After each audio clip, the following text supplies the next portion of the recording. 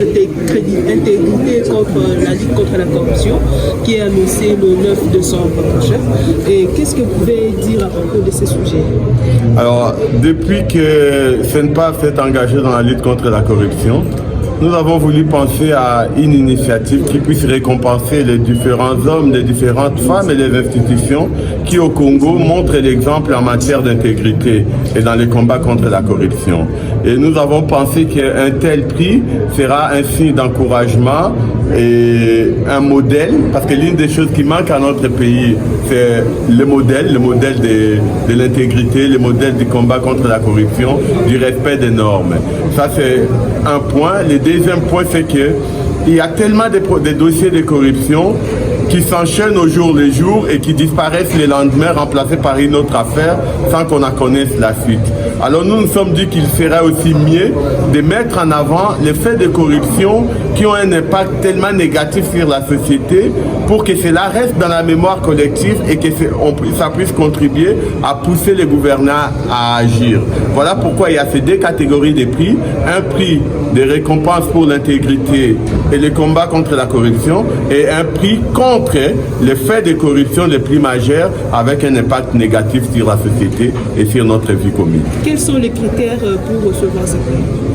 Mais les critères sont nombreux et cumulatifs, c'est-à-dire d'une part, pour ce qui concerne les institutions, qu'elles soient publiques ou privées, c'est la mise en place des mécanismes de transparence, de redevabilité pour combattre contre la corruption. Pour les individus, c'est leur capacité, leur persévérance à lutter contre la corruption, à dénoncer des faits de corruption ou à refuser la corruption et à promouvoir des bonnes pratiques.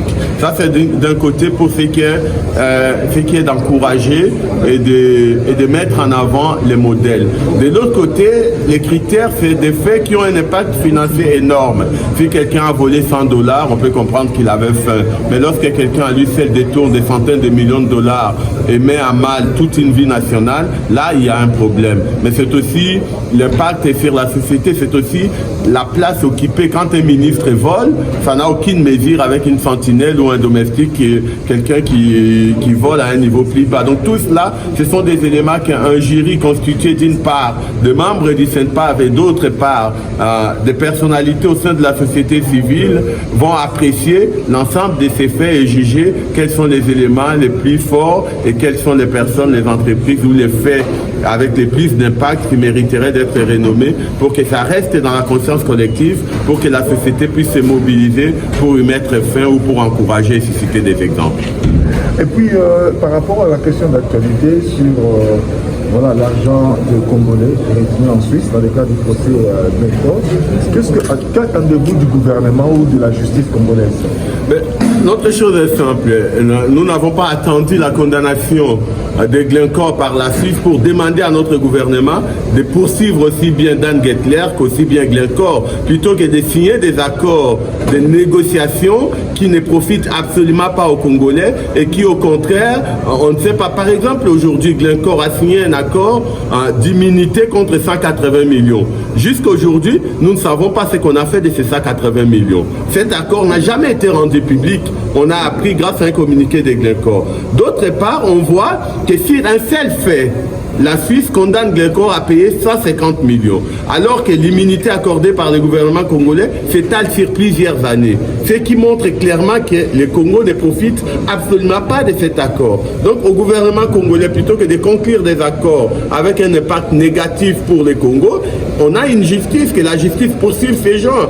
Glencore a été condamné en Suisse pour 150 millions. Aux États-Unis, il a payé plus d'un demi-milliard de dollars. Et souvent pour des faits qui sont commis au Congo, et le Congo n'a bénéficié nullement. Donc notre demande, c'est que les gouvernements puissent revoir ces accords et ouvrir des enquêtes judiciaires pour que ces gens rendent compte au Congo. Il est quand même inadmissible que des entreprises viennent au Congo, pillent nos richesses, fassent des victimes au Congo, corrompent nos autorités et ça soit à l'étranger qui rendent compte et pas chez nous. Donc ce que nous demandons au gouvernement, c'est cela, c'est de mettre fin à ces accords indignes et injustes et d'ouvrir des jugements, de poursuivre ces acteurs au Congo pour que le peuple congolais connaisse la vérité et que leurs complices congolais, parce que ça c'est important, ces entreprises ne pillent pas tout seuls. Ils ont des complices congolais au sein de nos entreprises, au sein de nos institutions, et ces personnes doivent rendre compte au lieu de bénéficier impunément de l'argent de la corruption. Une dernière question, Samba Batili ne peut plus entrer au Congo. Ça vous réjouit? Parce que hier, le chef de l'État a tenu la carte d'identité. On nous a donné espoir qu'on aura bientôt la carte d'identité. La date a expiré, on a annulé le processus et le monsieur n'est plus interdit d'entrer. Ça vous réjouit?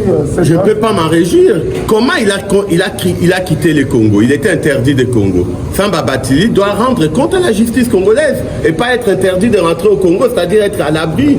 Il y a des choses qui parfois, en tant que Congolais, nous révoltent et nous poussent à bout.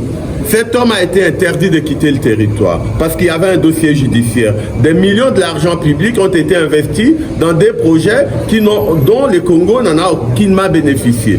Comment il a quitté le Congo? Et pourquoi aujourd'hui on interdit de revenir au Congo alors qu'il doit rendre compte à la justice? C'est juste incompréhensible. Les autorités, plutôt que de nous annoncer qu'il a été interdit de séjour, ils devraient nous expliquer comment il est sorti et quelle est la suite des procédures judiciaires. Merci.